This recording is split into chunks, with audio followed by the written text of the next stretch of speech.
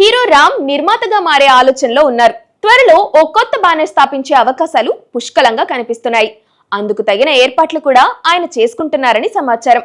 Andhra king తాలూకా తర్వాత ఆయన నుంచి కొత్త సినిమా ప్రకటన ఏది రాలేదు.